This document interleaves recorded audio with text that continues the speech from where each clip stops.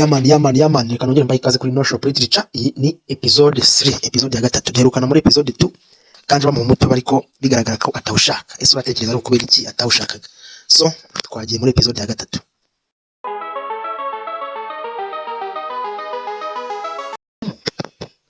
Yapeyinzemo attention, intoki ze zititira naho rwose wagira ngo ni ibiarokorics byuzuyemo.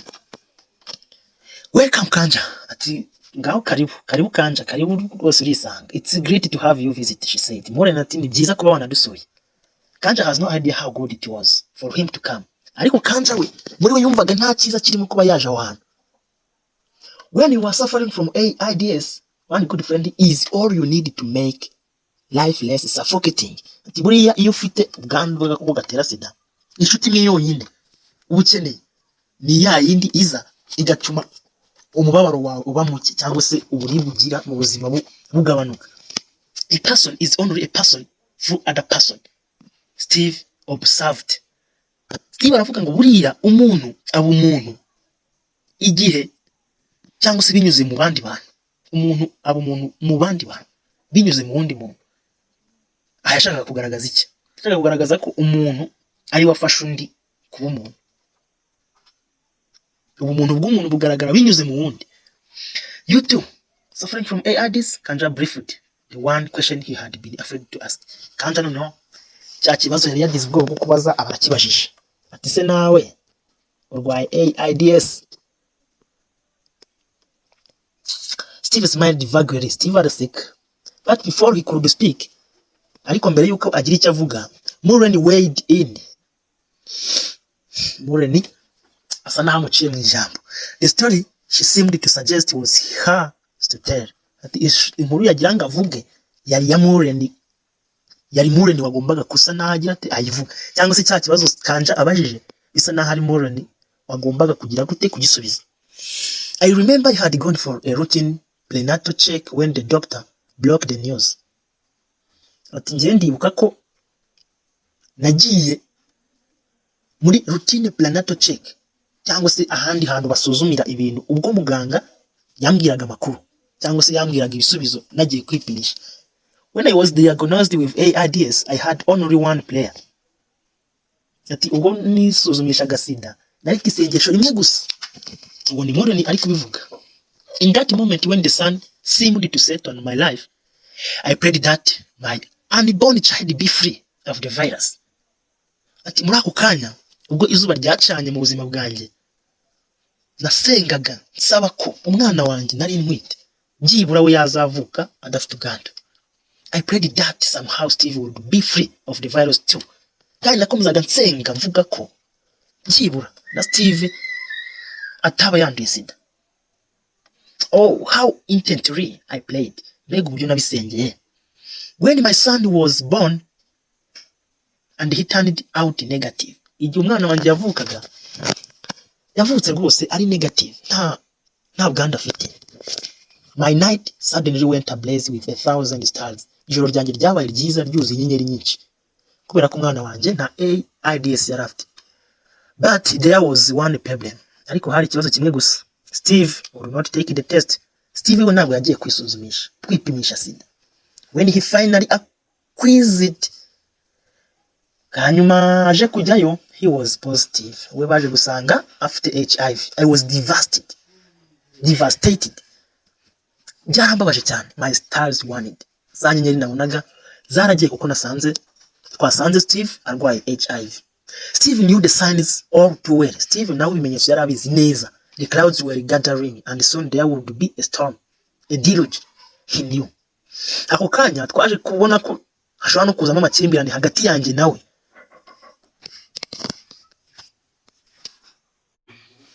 He did not like the way she spoke. Ntabwo yigeze akunda uburyo Muren yavugagamo. Her earnestness sounded almost unnatural. Ndetse n'uburyo yitwaragamo muri icyo gihe byagaragaraga nkaho budasanzwe. And why must she try to sanitize him? None se ni gute agomba kugerageza kumusanitizing? To sanitize something means to smear something on him. Ibisobanuye ngo ni gute yagerageza kumworoshya. I have forbidden you to blame yourself for anything. Steve itabwira Moren muri amagambo yose yavugaga ati rero Moren nagerageje cyangwa se nakubujije kutazigira wirenganya mu buzima bwawe kubera ikintu runaka. Oh, you don't know how to feel seeing you suffer and knowing that I brought this pestilence on you. Ati ntabwo wakumva ukuntu bimbabaza kukubona urwaye kandi nzi neza ko ari njyewe wazanye ubwo burwayi kuri wowe. But I swear I have been a faithful woman. I was a faithful to my husband. I was faithful to you, Steve. Muri nagahinda kenshi amubwira ati ariko ndarahiye nakubereye umugore mwiza, umugore ukubaha, umugore mwiza kandi wubaha umugabo we. Mu by'ukuri Steve nakubereye umugore mwiza. Her voice broke and she burst into tears. Ijwi rye riragabanuka ndetse araturika ararira. Steve mukumuhoza ati listen Moren. Ati rwose nyumva rwose Moren nyumva. Steve spoke with a tenderness that surprised Kanja. Steve yabivuze mu kwiyoroshya kwinshi cyane n'urukundo rwinshi ndetse binatungura Kanja. A strange light played in his eyes. Mu maso ye huzuramo urumuri rwinshi cyane. Abwira Moren umugore bati never cry when the sun goes down, for if you do the tears will not let you see the star. He pleaded. Ati ntuzigere urira igihe izuba rizaba rirenze kubera ko nurira ayo marira ntabwo azatuma ubona inyenyeri. She heaved and gasped painfully, trying to get hold of her emotions. Moren yarakomeje ararira n'umubabaro mwinshi agerageza gufata amarangamutima ye. Finally she wiped his tears and looked at her son playing innocently on his father's lap. Hanyuma byagatinze ahanagura amarira ye yitegereza umuhungu we wari uri muri ikinira rwose nk'akana ku bibero bya papa we Steve. She had 2 daughters from her first marriage, but this boy, the fruit of the only true love she had ever known in her 35 years under the sun, was the crowd of her life. Ati yari yaragize abakobwa babiri mu rushako rwe rwa mbere na wa musirikare, ariko uyu muhungu ari we mbuto y'urukundo rw'ukuri rwa nyarwo yigeze yagira cyangwa se yigeze yamenya mu myaka ye 30 ndetse n'imyaka 5 abayeho munsi nyine y'ibyishimo y'izuba. Was the crowd of her life, the crown of her life. Yari nk'izingiro ry'ubuzima bwe. Still a fear tugged at her heart, leaving her very feeling a nearly hollowness. Yumva atekereje ikintu, yumva yuzuye ibyishimo byinshi ndetse n'ibyiyumviro bye yumva bije muri modo. Would she live to see him glow up into a man? Ese yari kubaho gukomeza akabaho byibura akabona uwo mwana akuza akavamo umuntu w'umugabo? And if she died, would Steve care for him, or would he let the boy to wander and loved and wanted on the harsh streets of life? None se naramuka apfuye byibura Steve azamwitaho abo umuhungu muzima utagiye kwandavurira mu muhanda ngo byitwa umwana wavutse atazwi ajye kuzerera mu mihanda? Napfa byibura Steve azamwitaho muri ibyo byose ubwo buzima bubi. Moren had no doubt that Steve would live. Gusa Moren nta gushidikanya yari afite ko Steve we azabaho.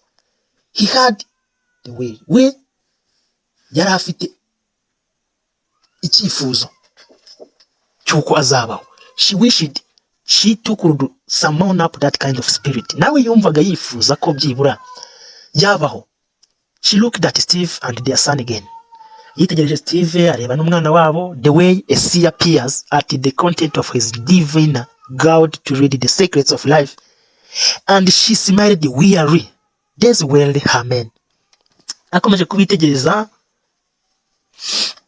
uburyo barebaga, uburyo bari bishimye, uburyo bari bameze mu myaka yabo yose, amabanga babitsanaga mu buzima, bameneranaga, uburyo buri wese yari azi buri kimwe, inseko basekiranaga. Agatekereza ngo abo ngabo bari abantu be, bari abagabo be. These were her men. Bari bo bagabo afite. She could die, but these two, father and son, would always be together. Byarashoboraga ko yapfa, ariko abo babiri, umugabo we n'umwana wabo, byibura bo bazakomeza bakabaho kandi bakagumana. Nothing could separate them. Nta kintu cyagombaga kubatandukanya. She could see that in the way the boy sat and played so snugly with his father, in the way Steve held him as if he would never let go. Yakomezaga akabona iyo sura y'ukuntu umwana yicaye ku bibero bya se bakina baseka, akabona ko Steve azakomeza akaguma hamwe n'uwo mwana mu gihe we azaba yarapfuye, ntihagire ikintu kibatandukanya kandi ntari ku mwana agenda. It was such a perfect picture. Yari ishusho nziza rwose. Just as if the whole world was just the two of them. Kuri Mure niwe yabonaga ko isi yose irimo abo bantu babiri bonyine, bo babiri barisiye. Still she wanted resonance, but when she tried to speak, the words would not form.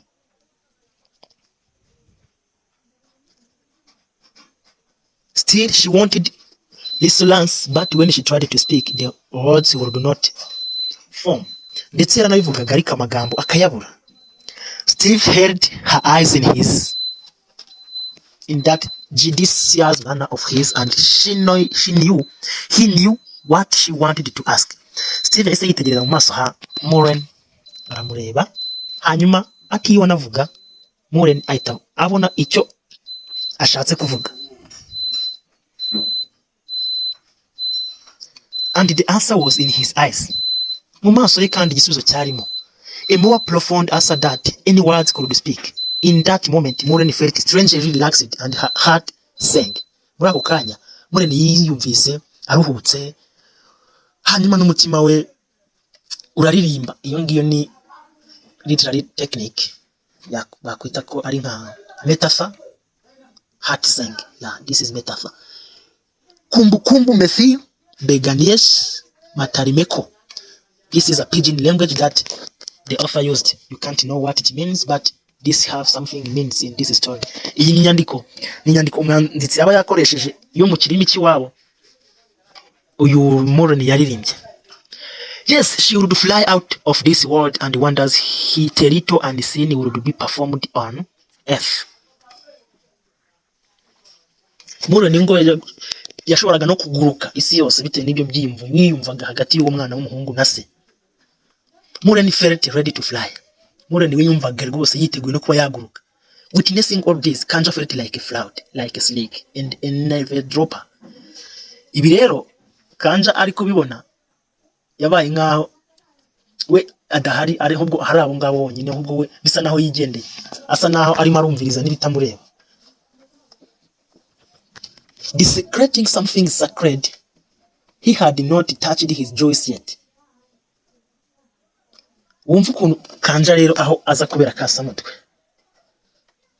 ngo kugira ngo atagira ikintu agaragaza, nta nubwo yigeze anafata no kuri ka gakombe ka juice bamuhaye, ntiyigeze anakoraho byibura. The glass made the cup of suffering was still there on the table where he had put it. Ati ka karahure bamuhaye, ka gakombe byose biri aho ngaho byari bigiteretse aho ku meza rwose aho babishyize. He kept glassing at it as if the HIV virus was a genie he expected to any moment emerge from the grass and strangle him to death. Wumve aho ignorance kuri Kanja igaragarira. Ngo yakomeje yitegereza ka gakombe nkaho ngo utuvirusi twa sida tukarimo twashoboraga kuvamo tukaza tukamujyamo tukamwica. He wished for a miracle that could remove the grass from him. Yifuje ko cyangwa se yaratekereje ati iyo haba hari habayeho nk'igitangaza, hakagira ikintu cyiza kikankurira kano gakombe imbere. I want more juice, the little boy said. Hanyuma muri ibyo ngibyo Kanja yatekerezaga, kakana katoya kati ngiye munyihera indi juice, munyihera indi ji. Steve took Kanja's glass, drank half the contents, and then holding the glass to the boy's lips, let him drink the rest of the juice. Steve we yahise afata ka gakombe ka karahure ka Kanja, anywaho kimwe cya kabiri, arakanywa nyine agezamo hagati, arangije ahita ahereza ka kana ji asigaje, akana karayinywera. Urumva ahangaha Kanja we kuba yari yanze ji, yifuza ko n'ikintu cyaza kikayimukura imbere, umwana akahita akenera iyanywa, Steve akayifata akahita yinywaho kimwe cya kabiri, indi akahita yiha ku kana. Urumva wenda yaragize amahirwe, ariko ibaze kugira ngo uri umushyitsi ahantu baguhe ji uyange nurangiza bayinywere. Iyabo bayimaze n'iyayo baguhaye bigaragara ko wayanze bayinywe. What a miracle. What a disgracing moment there. How could you feel when you do something like that? So the boy smacked his lips contentedly. Mwana yamaze ku kaji arigata n'iminwa ye rwose. It is gentle late, Kanja said, feeling very small. I've got to get going. Kanja arangije ati ndabona rero amasaha agiye, reka nze ngende rwose, ngomba kugenda, reka ngende. I will see you off, Steve said. Okay. Nta kundi buriya turi kumwe tuzongera. The boy would be not agree to be left behind. Mwana yumva nashaka ko asigaraho. Ubwo Steve kumubwira ngo tuzongera, I will see you off, no kuvuga ngo reka wenda muherekeze. Okay, ntacyo reka wagenda. Steve held his hand and together they walked Kanja out. Steve afata kakana mu ntoki baherekeje za Kanja. Guys, reka iyi episode ya gatatu tube tuyigarukirije hano, turakomeza na episode ya kane mu kanya no yicikwe. Nibutse ko nyuma y'izi episode zose story irangiye hari ibibazo n'ibisubizo bigenda biba byabajwe ku nkuru, nabyo tuzagenda tubicamo. Ikintu cya mbere, subscribe, like, share na comment.